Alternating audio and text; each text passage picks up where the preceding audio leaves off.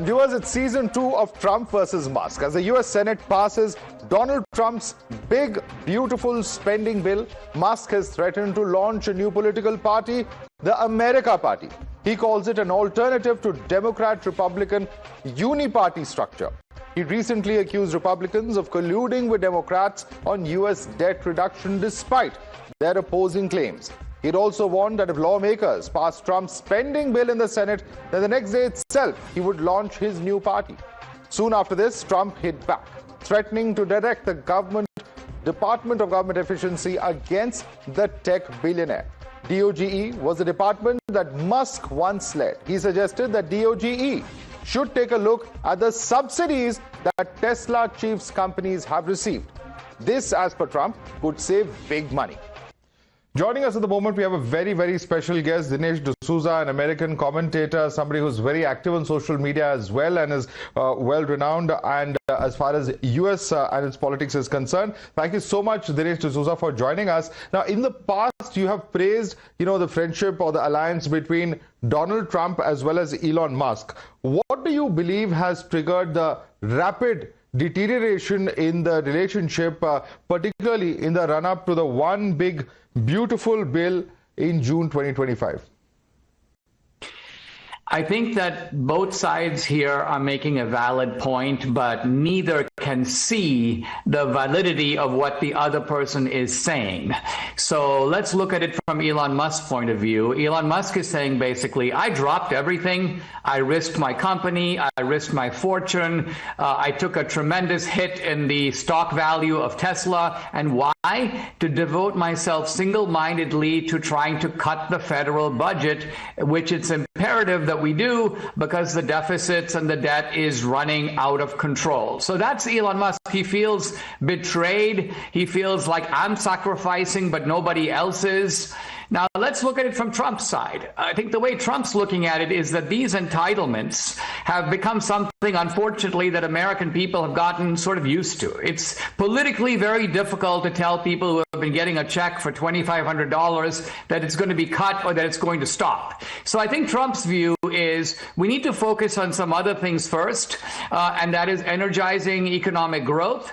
If the economy, if the pie becomes larger, then the debt, even if it grows, shrinks relative to the size of the economy. So Trump is operating, I think, here more politically, more prudentially, more in terms of priorities. And Elon Musk, I think, is looking at it simply as this was a single-minded mission that I was assigned to do, and now I'm being stabbed in the back.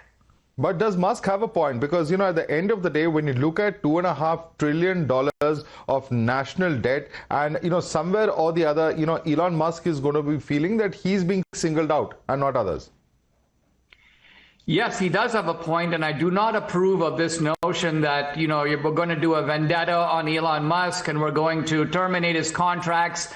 I don't think that's the right approach at all. I also don't like the rhetorical escalation between the two men. Why? Because it actually helps out the worst people in America who, if you left it to them, would make the problem far, far worse. Right. And what about the fact that DOGE could actually be looking at all of the federal subsidies, some of which, of course, even would benefit Musk's companies? So the question at this point is that, is this a genuine government efficiency push, or does it seem like a more personal, and in this case, even public feud? Yeah, I think both Musk and Trump are taking this too personally. In other words, for Musk, he needs to realize, listen, there are, 435 members of Congress. There are 100 members of the Senate. It's a very large and diverse country. Most of these people are responding to they're responding in part to lobbyists, but also to their own constituents. And so this is not a matter that you can single-mindedly decree. This is the way it ought to be. And yet there's a little bit of Elon Musk taking it personally in that way. Now, with regard to Trump, the same thing. I think Trump does take these things very personally. So he's hitting out at Elon Musk. You're a hypocrite. You're the one who gets subsidies. Maybe we should turn the Doge project on you. But of course, look, the federal government needs to investigate and look at whether these things are in the national interest. In other words, I'm not against subsidies ever or in principle, but I think you've got to evaluate these subsidies to see not does it help Elon Musk, but does it help the country? Right. And Musk has also called for the formation of a new political party in the US. How do you view this development, and who do you think will ultimately benefit? Is it the Democrats, as you've previously suggested, or the Republicans, if this does happen? Undoubtedly, the beneficiary would be the Democrats. And for this reason, I think that this move would be very self-destructive. We can think back to the 1990s where Ross Perot, who was a lot like Elon Musk, he's a sort of an efficient corporate guy. Let's clean this up. Let's get the numbers to balance out right. He ran as a third party against Clinton and Bush. And what happened was he threw the election to Clinton because he took away votes from the Republican. He was too close to the Republican. So Elon Musk's fiscal responsibility, let's bring the budget into line.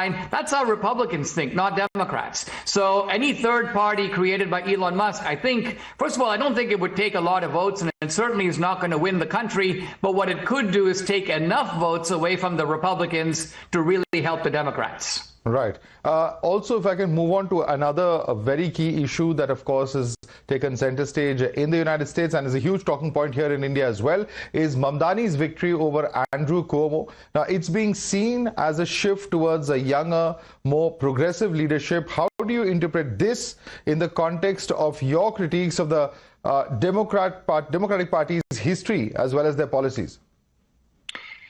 Well, I do think that you got to give Mamdani some credit. He's a very young guy. He's dynamic. He's run a very effective campaign. He has portrayed himself as the young, buck against the old guard, and all of that has worked pretty well for him. My problems with Mamdani have more to do with the fact that he is, I think, the most far left politician in the United States, more so than AOC, which is Ocasio-Cortez, more so than Rashida Tlaib. The so-called squad, they're thought to be socialist, but even the squad doesn't talk about the government seizing the means of production. I mean, think of what that means. That's the government taking over the car companies and the government taking over the computer industry. So Mamdani, at least in his rhetoric over the last few years, has taken socialism further than any other politician that I know in the United States. And wouldn't it be ironic if in the Big Apple, New York City, which is in some ways, certainly it's the American hub of capitalism, it may be the global hub of capitalism to some degree, to have a socialist running New York City, I think would be ironic, to put it mildly. Absolutely. And in fact, Brandon Gill has criticized New York politician Mamdani for eating with his bare hands. He's called it, quote unquote, uncivilized. He's used phrases like civilized people don't eat this. Do you believe that your son-in-law's comments reflect your own cultural worldview? Well, there's a little bit of nuance here that I think we need to point out. I mean, in fact, some guys have put out pictures of me and my wife, and we're at Copper Chimney, by the way, in Bombay, the restaurant, and I'm eating with my hands a piece of naan and like dipping it into like the chicken tikka masala. Now, the truth of it is, of course, lots of Indians eat with their hands, but there are also lots of Indians who use knives and then forks. And if you can see the picture of me, I have a fork on my plate. In America, you would have to say that the custom or the culture is like this. Bread, pizza, hamburgers is perfectly fine to eat with your hands. Meatloaf, pasta, mashed potatoes, no. Rice kind of falls somewhat in between. Most Americans think that eating rice with your hands, particularly in public, is kind of gross. So I think that's what it is. I don't have any objection to people eating with their hands in principle. I do think that in some ways assimilation in America means that this should be minimized in public. Right, because you see there are comments coming in from even Vivek Ramasamy, etc., who seem to suggest that it's some amount of, race as far as the targeting of Mamdani and several others of South Asian descent is concerned. Do you think that's a fact? I don't think that there's a good understanding of South Indian culture in the United States. To that degree, I think that we are a relative, you could say, newcomer minority. And I think with Mamdani, the problem is not the eating with the hands per se, but the fact that it appears that in his case, what you have is a little bit of, I would call it, a performance artistry ethnicity. In other words, a lot of this is aimed at the guy will have a black accent when he's talking to black people. Suddenly he goes African when he's talking to African people. Then he's very Indian when he's talking to Indians. Now, some people think this is fine. This is politics. This is what they call code switching. But I think you can see why to normal people listening to this kind of stuff, it seems sort of fake. And I think it's that element that is rankling most people. The idea that somehow ethnicity, which, you know, Indians who eat with their hands aren't trying to make some kind of statement, but Mamdani is. Right. And in your film, Vindicating Trump, you've actually compared Donald Trump to Abraham Lincoln, suggesting that both had unique insights into their times. What specific parallels do you see between Trump's leadership and Lincoln's, particularly in addressing modern political divides?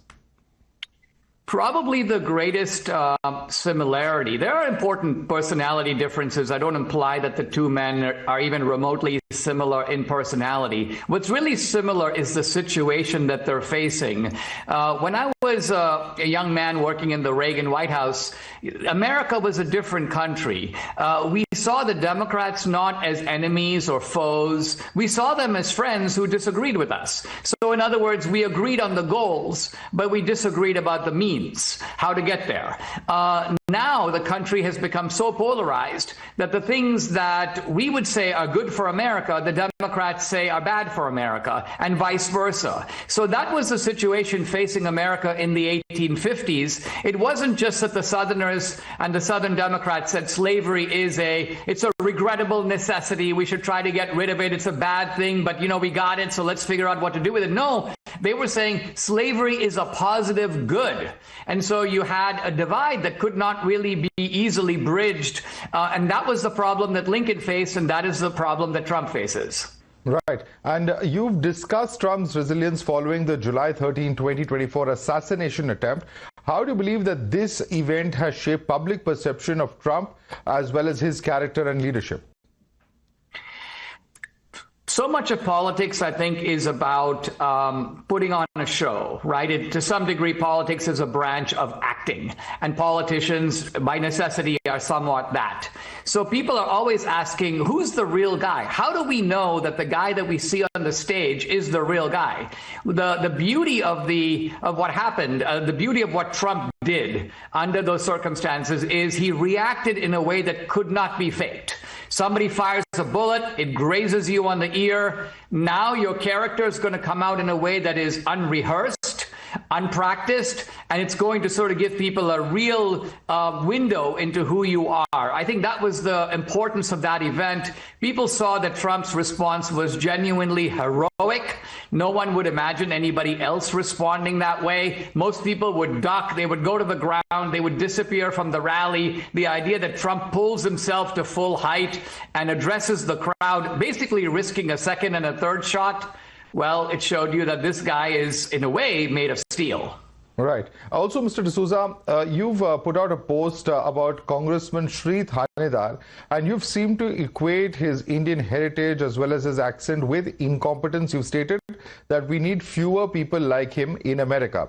Now, given that US has been built and enriched by immigrants with diverse linguistic, cultural backgrounds, how do you reconcile this statement with the core American ideals of meritocracy, inclusivity, and equal opportunity for all?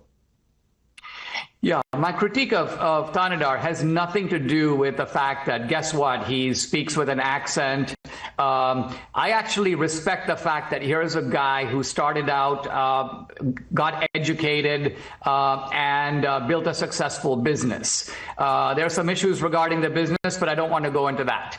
The most important thing, I think, is that Thanedar essentially was trying to impeach Trump. And he was trying to impeach Trump, you'd have to say, like weeks after the man was inaugurated. And based on literally nothing. Based on nothing more than enforcing the immigration laws. Now, Trump has already been gratuitously impeached twice. And so for Thanedar to do that, in fact, it was such an embarrassing move by him that Democrats that he claimed were on board with his impeachment plan immediately said, no, we're not on board. And then basically the leadership, his own party, told him to drop it, forget about it, this is embarrassing. So the whole thing amounted to nothing. I think I may have overreacted to Thanedar as a person because I was outraged by the idea of what, yet another impeachment? Are you kidding? So if I said anything that went a little over the line, it came out of that, and I do regret it.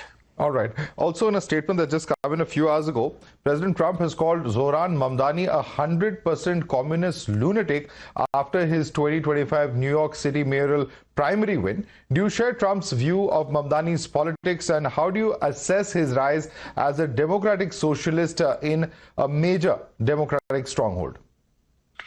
This is a very important question, and I think the answer is this. A lot of young people have seen the effects of cumulative inflation in this country over 30 years. The inflation rate seems kind of low, 2%, 2.5%. But the effect of that over a generation means that homes in America that used to cost $200,000 or $300,000 are now $800,000, $900,000. And so while it used to be that you could make $30,000, $35,000 and make a down payment on a home, now you find that you've got to make $150,000 to afford the same home. And so a lot of young people feel like the American dream is out of reach. And since I don't have an opportunity to earn it, it would be really cool if somebody kind of gave it to me. So I think the attraction of young people to sort of socialist type remedies is coming from the idea that they don't have the same American dream that their parents did and that their grandparents did. So I'm sympathetic to this, and I agree with it. I think the culprit, of course, is the Federal Reserve, the money printing machine, the inflation that the country has been subjected to. That's the root of the problem. Socialism is the wrong answer to it, but that's why Mamdani is getting support from young people. All right, Mr. Dinesh D'Souza, thank you so much for taking the time out and speaking to us here at Times Now.